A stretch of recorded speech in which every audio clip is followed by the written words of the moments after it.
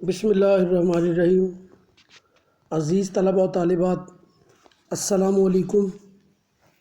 آج ہم جناب ماہر القادری کی تحریر کردہ نعت رسول مقبول صلی اللہ علیہ وآلہ وسلم جو شامل نصاب ہے اس کا دوسرا حصہ پڑھنے کی کوشش کریں گے۔ جناب ماہر القادری صاحب بارگاہ رسالت مآب میں اپنی محبتوں کا خراج کچھ یوں پیش کرتے ہیں کہ کیا نام ہے شامل ہے جو تکبیر و اذان میں، کیا نام ہے شامل ہے جو تکبیر و اذان میں، اس نام کی عظمت کے ہیں قربان دل و جاں۔ شاعر بارگاہ رسالت مآب میں اپنی محبتوں کا خراج کچھ یوں پیش کرتے ہیں کہ آپ کا نام کیا عزت والا، کیا عظمت والا نام ہے کہ جو تکبیر اور اذان میں شامل ہے، اور آپ کے نام کی عظمت کا یہ حال ہے کہ اس نام پر دل اور جان قربان کیے جا سکتے ہیں۔ تو عزیز طلبہ، اس شعر کو اگر دیکھا جائے تو یہاں بھی دو حصوں میں تقسیم کیا گیا ہے کہ کیا نام ہے، یعنی اس نام کی کیا شان بیان کی جائے جو تکبیر اور اذان میں شامل ہے۔ تکبیر کیا ہے کہ جب جماعت کھڑی ہو تو اس وقت نماز شروع کرنے سے پہلے جو اللہ اکبر کی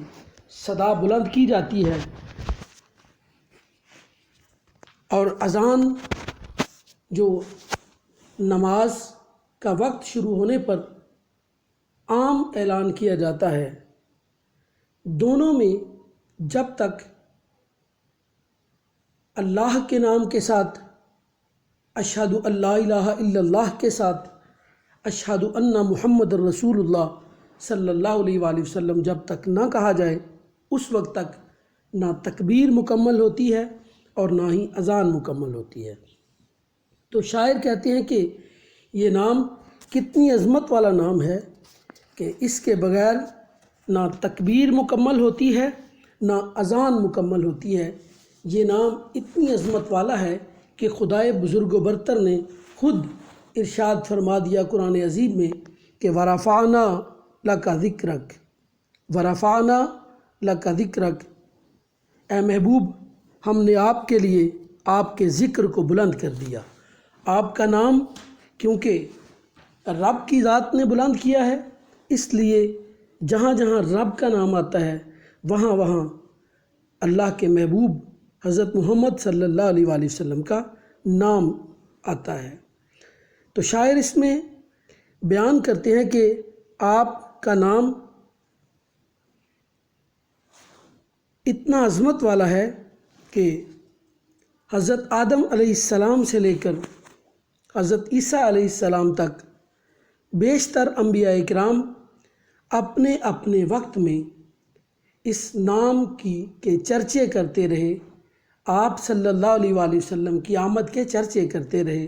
نوید سناتے رہے کہ ہمارے بعد آخر الزمان نبی حضرت محمد صلی اللہ علیہ وآلہ وسلم تشریف لا رہے ہیں۔ بے شک متعدد انبیاء کرام ایسے ہیں جنہوں نے یہ دعائیں کی کہ یا اللہ تو کاش ہمیں نبی نہ بناتا، آخر الزمان نبی کا امتی بنا دیتا۔ تو لہٰذا شاعر آپ کے نام کی عظمت کا چرچا کرتے ہوئے کہہ رہے ہیں کہ آپ کی نام کی عزت اس حد تک ہے کہ تکبیر اور اذان اس وقت تک مکمل نہیں ہوتی جب تک آپ کا مبارک نام نہ لیا جائے۔ اور اگر دیکھا جائے تو دنیا کے اندر، کائنات کے اندر جہاں جہاں مسلمان بس رہے ہیں وہاں وہاں آپ کے نام کے چرچے بلند ہوتے ہیں، وہاں وہاں اذان ہوتی ہے، وہاں وہاں جماعت ہوتی ہے، تو آپ کا نام بلند ہوتا ہے۔ کیوں کہ رب تعالیٰ نے خود فرما دیا تھا وَرَفَعْنَا لَكَ ذِكْرَكَ۔ اگر ہم دیکھیں تو کائنات کے اندر کہیں دن ہے کہیں رات ہے، وقت جو ہے کہیں جیسے ہمارا اور سعودی عرب کا 2 گھنٹوں کا فرق ہے، اسی طرح مختلف ممالک کے اندر مختلف اوقات کار چل رہے ہوتے ہیں، تو ہم دیکھیں تو کوئی لمحہ بھی ایسا نہیں ہوتا جہاں دنیا کے کسی کونے پر آپ کا نام بلند نہ ہو رہا ہو۔ لہٰذا شاعر آپ کے نام کی عظمت اور سربلندی کا تذکرہ کرتے ہوئے کہہ رہے ہیں کہ جب ہمہ وقت اذان پکاری جا رہی ہوتی ہے، تکبیر بیان ہو رہی ہوتی ہے، تو گویا ہر جگہ پر اللہ کے نام کے ساتھ ساتھ رسالت مآب صلی اللہ علیہ وآلہ وسلم کے نام کی سربلندی جاری و ساری رہتی ہے۔ اور پھر آپ کا نام اتنی عظمت والا ہے کہ اس پر دل و جان قربان کیے جا سکتے ہیں۔ اگر دیکھا جائے تو وہ حضرت یوسف علیہ السلام کا تذکرہ اللہ رب العالمین نے سورہ یوسف کے اندر قرآن عظیم میں فرمایا کہ آپ کا حسن اس حد تک تھا کہ مصر کی عورتوں نے آپ کے جب حسن کو دیکھا تو پھل کی بجائے اپنی انگلیاں کاٹ لیں، لیکن رسالت مآب صلی اللہ علیہ وآلہ وسلم کے حسن و جمال کا یہ عالم ہے کہ کائنات کے اندر مسلمان کلمہ گو آپ کے نام پر اپنی جانیں قربان کر رہے ہیں۔ تو کسی شاعر نے کیا خوبصورت کہا تھا کہ حسن یوسف پہ کٹیں مصر میں انگشت زناں، حسن یوسف پہ کٹیں مصر میں انگشت زناں، سر کٹاتے ہیں تیرے نام پہ مردان عرب۔ آپ کا نام اتنی عظمت والا ہے کہ مردان عرب جو آپ کے نام پر اپنی جانیں قربان کرتے ہوئے نظر آتے ہیں۔ اور پھر آپ کا نام اتنی عظمت والا ہے کہ وہ مولانا ظفر علی خان نے کہا کہ نماز اچھی، روزہ اچھا، حج اچھا، زکوٰۃ اچھی، مگر میں باوجود اس کے مسلمان ہو نہیں سکتا، نہ جب تک کٹ مروں میں خواجائے بطحا کی حرمت پر، خدا شاہد ہے کامل میرا ایمان ہو نہیں سکتا۔ یعنی ایمان کی تکمیل بھی آپ صلی اللہ علیہ وآلہ وسلم کے نام کے بغیر نہیں ہو سکتی۔ لہٰذا شاعر کہتے ہیں کہ آپ صلی اللہ علیہ وآلہ وسلم کا نام اتنا عزت والا، اتنا مرتبے والا ہے، اتنا بلند ہے کہ رب کا جہاں جہاں نام آتا ہے وہاں وہاں رب کے رسول کا نام بھی آتا ہے۔ تو اس سے اگلے شعر میں شاعر کہتے ہیں کہ اشکوں سے تیرے دین کی کھیتی ہوئی سیراب، اشکوں سے تیرے دین کی کھیتی ہوئی سیراب، فاقوں نے تیرے دہر کو بخشا سر و سامان۔ آپ صلی اللہ علیہ وآلہ وسلم نے دین اسلام کی اشاعت کے لیے، دین اسلام کی سربلندی کے لیے ہزاروں تکالیف برداشت کیں اور اس دین کو مکمل کیا۔ آپ نے خود فاقے اٹھائے اور سارے زمانے کو خزانے عطا فرمائے۔ تو عزیز طلبہ، یہاں پر شاعر نے نبی مکرم صلی اللہ علیہ وآلہ وسلم کی دین اسلام کے لیے جو کوششیں ہیں ان کو بیان کرنے کی کوشش کی ہے کہ آپ صلی اللہ علیہ وآلہ وسلم نے دین اسلام کی سربلندی کے لیے کیا کیا خدمات سر انجام دی، اس دین کی تکمیل کے لیے آپ نے کس طرح تکالیف برداشت کیں۔ وہ قوم جس کے حوالے سے معروف ہے، یہ عرب کی قوم جو جہالت میں سب سے آگے تھی، آپ صلی اللہ علیہ وآلہ وسلم کی تشریف آوری سے پہلے یہ قوم وہ کبھی پانی پینے پلانے پہ جھگڑا، یہ مولانا الطاف حسین حالی نے مسدس حالی کے اندر کہا کہ کبھی پانی پینے پلانے پہ جھگڑا، کبھی گھوڑا آگے دوڑانے پہ جھگڑا۔ یہ اس حد تک جہالت میں ڈوبے ہوئے لوگ تھے کہ چھوٹی چھوٹی باتوں پر خون ریزیاں کرتے، یہاں تک کہ ان کے سامنے کسی دوسرے انسان کی عزت نہیں تھی، وہ بیٹیوں کو زندہ درگور کر دیا کرتے تھے۔ لیکن آپ صلی اللہ علیہ وآلہ وسلم کی تشریف آوری سے وہی عرب کے قبائل جو ایک دوسرے کے خون کے پیاسے تھے، آپ صلی اللہ علیہ وآلہ وسلم کی تعلیمات سے وہ شیر و شکر ہو گئے، وہ بھائی بھائی بن گئے۔ لہٰذا آپ صلی اللہ علیہ وآلہ وسلم اپنی اس قوم کو جب دین اسلام کی تبلیغ کر رہے تھے تو وہ سارے ہی لوگ جو آپ کے رشتہ دار تھے،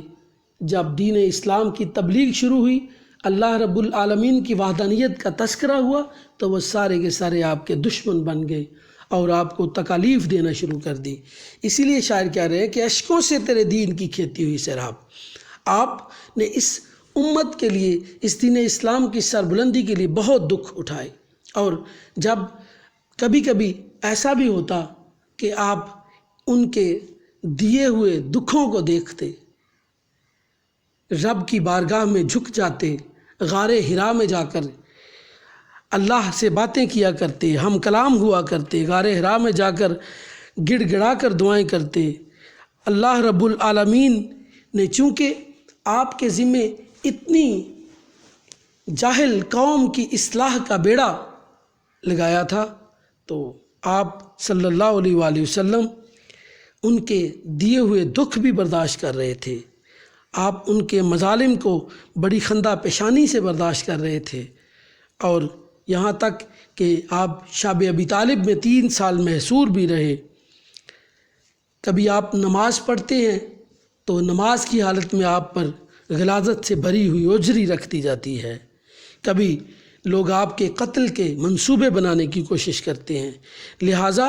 دیکھا جائے تو آپ صلی اللہ علیہ وآلہ وسلم نے جب طائف کے بازار میں جا کر لوگوں کو تبلیغ دین کی، تو ان لوگوں نے آپ پر پتھر برسائے، آپ کو لہو لہان کر دیا، لیکن آپ کی زبان اقدس سے کیا نکلا کہ اللہ ان لوگوں کو ہدایت عطا فرما، یہ مجھے نہیں پہچانتے کہ میں ان کا خیر خواہ ہوں۔ وہ کانٹوں میں رہے اور گل کھلانے کے لیے آئے، وہ کانٹوں میں رہے اور گل کھلانے کے لیے آئے، فضا پر ابر رحمت بن کے چھانے کے لیے آئے۔ آپ صلی اللہ علیہ وآلہ وسلم نے ان کی تکالیف کے بدلے ان کو اسلام کی روشنی عطا فرمائی۔ خود بھوکے رہے، لیکن دنیا جہان کو وہ سب کچھ عطا فرمایا جو ان سے طلب کرتے تھے لوگ۔ شاعر وہ الطاف حسین حالی کہتے ہیں کہ رہے اس سے محروم آبی نہ خاکی، ہری ہو گئی ساری کھیتی خدا کی۔ نبی مکرم صلی اللہ علیہ وآلہ وسلم کے پاس اگرچہ بظاہر مال و دولت نہیں تھا، حضرت اماں عائشہ صدیقہ عفیفہ طیبہ طاہرہ رضی اللہ تعالیٰ عنہ فرماتی ہیں کہ آپ کے پاس کبھی کبھی گھر میں ایسا بھی ہوتا کہ کئی دن تک چولہا نہ جلتا، لیکن آپ صلی اللہ علیہ وآلہ وسلم نے اپنے دین کا مشن جو ہے اس کو جاری و ساری رکھا۔ اگر ہم بدر میں جا کر دیکھیں تو 313 مجاہدین ہیں، ان کے پاس لڑنے کے لیے تلواریں بھی نہیں ہیں، لیکن جذبہ ایمان اس حد تک ہے کہ وہ 1000 سے بڑے لشکر پر غالب آتے ہوئے نظر آتے ہیں۔ غزوہ خندق کے موقع پہ جب ایک صحابی بھوک کی وجہ سے آپ کی خدمت میں التماس کرتا ہے کہ حضور بہت بھوکا ہوں، پیٹ پر پتھر باندھا ہوا ہے، تو آپ اپنے دامن اقدس کو اٹھاتے ہیں تو آپ کے پیٹ پر 2 پتھر بندھے ہوئے ہیں۔ لیکن دیکھا جائے تو ان ساری تکالیف کے باوجود اسلام پوری دنیا پر غالب آ کر رہا۔ کیوں؟ کہ آپ نے فاقہ کشی کو وجہ نہیں بنایا، بلکہ آپ نے زمانے کو دین اسلام کی وہ تعلیمات دیں کہ جن کی بدولت وہ رب کے اتنے قریب ہو گئے کہ وہ کل کے پریشان حال مسلمان آج دنیا کے حکمران نظر آ رہے تھے۔ اس لیے شاعر کہتے ہیں کہ آپ نے اشکوں سے تیرے دین کی کھیتی ہوئی سیراب، آپ نے اس دین کو ایسے ہی سربلند نہیں کر لیا، بلکہ امت کے غم میں رو کر تکلیفیں برداشت کیں اور خود بھوکے رہے، لیکن کائنات کو خزانے عطا کرنے والے ہیں، صحابہ اصحاب صفہ موجود ہیں اور حضرت بلال رضی اللہ تعالیٰ عنہ بھوکے ہیں اس وقت، عرض کرتے ہیں حضور بھوک لگی ہوئی ہے، تو حضور فرماتے ہیں جاؤ گھر میں جو کچھ ہے لے آؤ۔ وہ گھر سے ایک دودھ کا پیالہ ملتا ہے، حضور پرنور صلی اللہ علیہ وآلہ وسلم کہتے ہیں بلال پیو، بلال اسے پیتے ہیں، حضور فرماتے ہیں اور پیو، بلال اور پیتے ہیں۔ بلال کہتے ہیں کہ میں اتنا سحر ہو کر پیا کہ میں مزید ایک گھونٹ نہیں پی سکتا تھا، لیکن پیالہ وہیں کا وہیں تھا۔ پھر وہ 70 صحابہ اکرام رضوان اللہ تعالی علیہم اجمعین نے باری باری اس پیالے کو پیا، لیکن دودھ ہے کہ ختم ہونے کا نام نہیں لے رہا۔ اور پھر رسول مکرم صلی اللہ علیہ وآلہ وسلم نے اس پیالے میں سے دودھ کو پیا اور اسے مکمل کیا۔ اس طرح آپ نے دین اسلام میں آنے والی تکالیف کو بڑی خندہ پیشانی سے پیش کیا، برداشت کیا،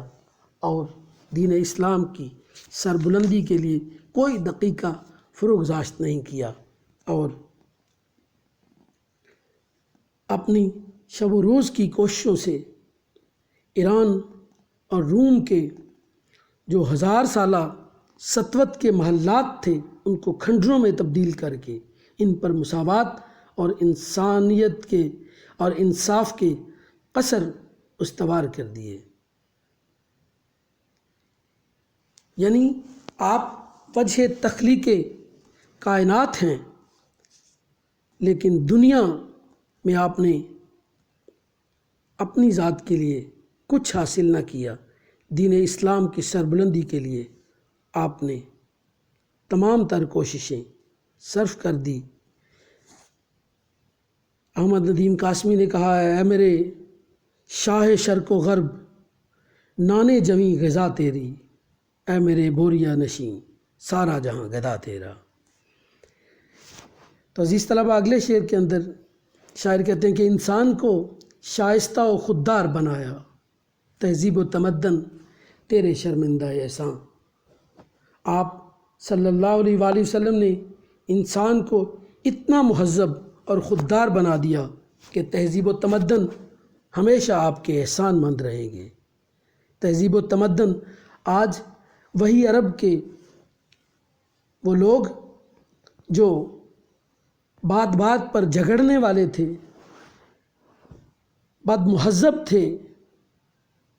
رسول اللہ صلی اللہ علیہ وسلم کی تعلیمات کی بدولت وہ شائستہ اور خوددار بن گئے۔ اور اگر یہاں تک کہا جائے کہ رسالت مآب صلی اللہ علیہ وآلہ وسلم کے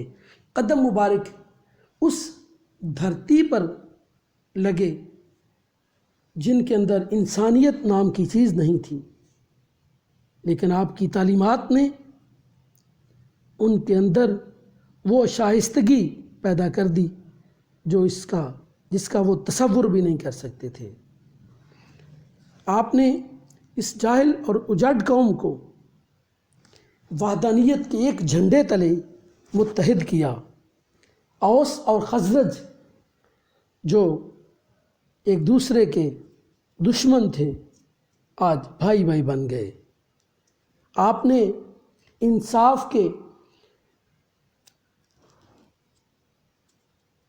کا وہ علم بلند کیا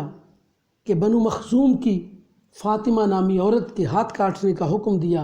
اور فرمایا اگر میری بیٹی فاطمہ بھی چوری کرتی تو محمد اس کے بھی ہاتھ کاٹنے کا حکم دیتا۔ وہ لوگ جو بیٹیوں کو زندہ درگور کرنے والے تھے، رسول اللہ صلی اللہ علیہ وسلم نے ارشاد فرمایا الفاطمہ بدعۃ منی، فاطمہ تو میرے جگر کا ٹکڑا ہے۔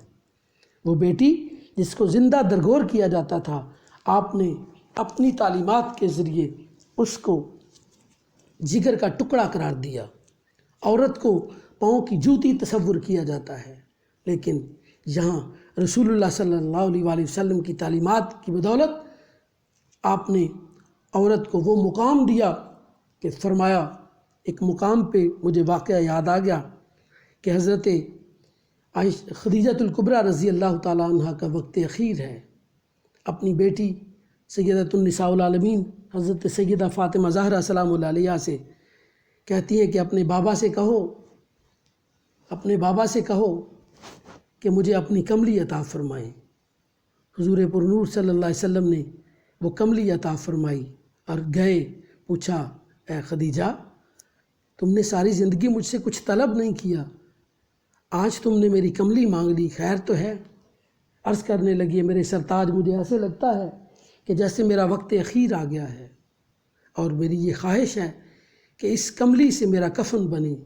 تو رسول اللہ صلی اللہ علیہ وسلم نے ارشاد فرمایا اے خدیجہ تم نے صرف کملی مانگی، آج تو تم محمد کی چمڑی بھی مانگتی تو محمد تجھے وہ بھی عطا کر دیتا، کیونکہ تم اس وقت میری دوست تھی جب سارے میرے دشمن تھے۔ وہ ماں جس کے قدموں کے نیچے جنت رکھ لیا آپ نے اور فرمایا الجنت تحت الاقدام الامہات، جنت کو ماں کے قدموں کے نیچے ہے۔ لہٰذا حضور پرنور صلی اللہ علیہ وسلم نے ماں کے قدموں کے نیچے جنت اور عورت کو گھر کی ملکہ قرار دیا۔ آپ صلی اللہ علیہ وسلم نے بیٹیوں کی پرورش اور ان کی تعلیم کو حصول جنت کا ذریعہ قرار دیا۔ اسی لیے اسی نے کہا کہ جس نے صحرا نشینوں کی تہذیب کی، جس نے اورا کے فطرت کی ترتیب کی، کور چشموں کو اہل نظر کر دیا، راہزن تھے انہیں راہبر کر دیا۔ لہٰذا شاعر بارگاہ رسالت مآب صلی اللہ علیہ وسلم میں اپنی محبتوں کا نذرانہ پیش کرتے ہوئے کہتے ہیں کہ آپ کی تعلیمات نے انسانوں کو اتنا خوددار بنا دیا کہ جو لوگ بتوں کی پوجا کرنے والے تھے، اپنے ہی ہاتھوں سے بنائے ہوئے بتوں کے سامنے جھک جانے والے، انسانوں کو سجدہ کرنے والے لوگوں کو اتنا خوددار بنا دیا کہ ان کی پیشانی اب رب کے سوا کسی کے سامنے جھکتی نہیں تھی۔ لہٰذا اگر آج ہم کہیں کہ آج کا مہذب انسان اگر اتنا تہذیب یافتہ ہے تو وہ سارے کا سارا رسول مکرم صلی اللہ علیہ وسلم کی تعلیمات کی بدولت ہی ہے۔ آخری شعر کہ رحمت کا یہ عالم ہے، مروت کا یہ انداز، کہ ماہر سا گناہ گار ہے وابستہ داماں، کہ آپ کی کرم نوازی کا یہ عالم ہے، آپ کی مہربانیوں کا یہ حال ہے کہ ماہر جیسا گناہ گار بندہ بھی آپ کے دامن اقدس سے وابستہ ہے۔ یعنی آپ اتنی عظیم ذات ہیں کہ آپ آتے ہیں شہنشاہ بھی کشکول لیے در پر، آتے ہیں شہنشاہ بھی کشکول لیے در پر، ہونٹوں پہ ہیں فریادیں حالت ہے فقیرانہ۔ آپ کے در اقدس پر تو بادشاہ بڑے بڑے لوگ بھی آ کر فقیر بن جاتے ہیں، فقیرانہ انداز میں آتے ہیں۔ آپ دعائے خلیل ہیں، آپ انبیاء کی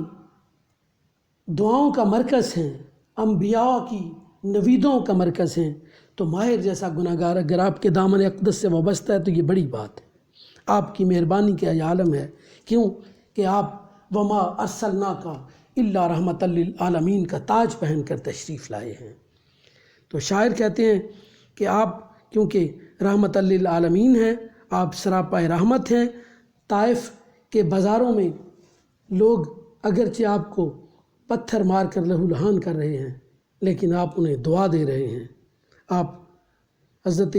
جبریل امین علیہ السلام حاضر خدمت ہو کر کہتے ہیں اگر آپ کہیں تو میں ان دو پہاڑوں کو ملا دوں، اس قوم کو تہس نہس کر دوں، پیس کر رکھ دوں، لیکن آپ فرماتے ہیں نہیں، مجھے تو رحمت للعالمین بنا کر بھیجا گیا ہے۔ لہٰذا آپ فرماتے ہیں کہ اے جبریل ان کو تہس نہس نہیں کرنا، ان کو ملیا میٹ نہیں کرنا دنیا سے، یہ مجھے نہیں جانتے۔ اگر آج یہ مجھ پر ایمان نہیں لا رہے، ہو سکتا ہے آنے والے وقتوں میں یہ لوگ میرا کلمہ پڑھ لیں۔ تو رسول اللہ صلی اللہ علیہ وسلم کے دین اسلام کے پرستار ان علاقوں سے ہوئے، اور پھر فتح مکہ ہوتی ہے تو وہ لوگ جو آپ کے جانی دشمن تھے، ہندا جس نے آپ کے پیارے چچا حضرت امیر حمزہ کا کلیجہ چبایا تھا، اس کو بھی معاف کیا جا رہا ہے۔ لہٰذا نبی مکرم صلی اللہ علیہ وآلہ وسلم کی ذات ایسی ذات ہے کہ نہ صرف دنیا کے اندر آپ بلکہ ہمارے لیے باعث رحمت ہیں۔ قیامت کا دن ہوگا، کوئی نبی اللہ کی بارگاہ میں سفارش نہیں کر سکے گا، تو اس وقت بھی رسالت مآب صلی اللہ علیہ وآلہ وسلم ہی وہ ہوں گے جن کی وجہ سے امتوں کا حساب ہوگا۔ آپ ہی وہ ہیں جو گناہ گاروں کو جام کوثر پلائیں گے، آپ ہی ہیں کہ اپنی امت کو بخشوائیں گے۔ کیوں کہ حال ہی نے کہا، وہ نبیوں میں رحمت لقب پانے والا، مرادیں غریبوں کی بھر لانے والا، مصیبت میں غیروں کے کام آنے والا، وہ اپنے پرائے کا غم کھانے والا، فقیروں کا ملجا، ضعیفوں کا ماوا، یتیموں کا والی، غلاموں کا مولا۔ تو لہٰذا ماہر جیسا گناہ گار آپ کے دامن اقدس سے وابستہ ہے، کیونکہ آپ ہیں ہی سراپائے رحمت۔ تو عزیز طلبہ، اللہ رب العالمین ہمیں بھی رسول اللہ صلی اللہ علیہ وسلم کے قدمین شریفین پر چلنے کی توفیق عطا فرمائے، آپ کو اسوہ حسنہ پر عمل کی توفیق عطا فرمائے۔ اللہ ہم سب کا حامی و ناصر ہو۔ اگلے لیکچر کے ساتھ پھر حاضر ہوں گے۔ والسلام، اللہ حافظ۔